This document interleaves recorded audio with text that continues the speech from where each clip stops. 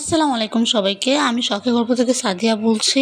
আশা করি আপনারা সবাই ভালো আছেন। তো আমি আজকে আবারও নতুন একটি ভিডিও নিয়ে হাজির হয়ে গেলাম। তো আমি আজকে বানিয়ে নিব বিভিন্ন রকমের ডিম ভাজি বা ডিম পোচ। তো চলুন দেখে নিই ডিম পোচ বা ভাজি কি করে করতে হয়। আমি এখানে প্রথমেই পানিতে দিয়ে ডিম পোচ করে নেব। তো যে দেখতেই পাচ্ছেন আমি এখানে পানিতে দিয়ে খুব সুন্দর করে ডিম পোচ করে নিয়ে একটি প্লেটে উঠিয়ে নিয়েছি। আমরা সাধারণত ডিম পোচ কিন্তু তেলে ভেজে করি, কিন্তু এই ডিম পোচটাও কিন্তু খেতে অনেকটাই বেশি মজার। তো আমার এখানে ডিম পোচ করা হয়ে গেলে আমি এখন বানিয়ে নিব পরোটা ভাজ ডিম। তো আমি এখানে প্রথমে কুসুমটাকে আলাদা করে নিয়েছি, তারপর বিজলটাকে ভালো করে ভেজে নিয়েছি।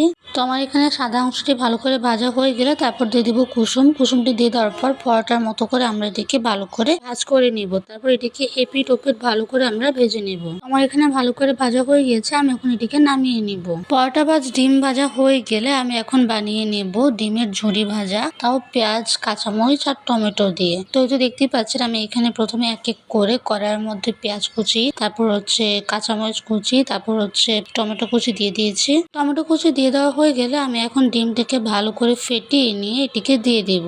তো ডিমটি দিয়ে দেওয়া হয়ে গেলে আমি এখন এটিকে ঝুরি ভাজের মতো ভালো করে ভেজে নেব।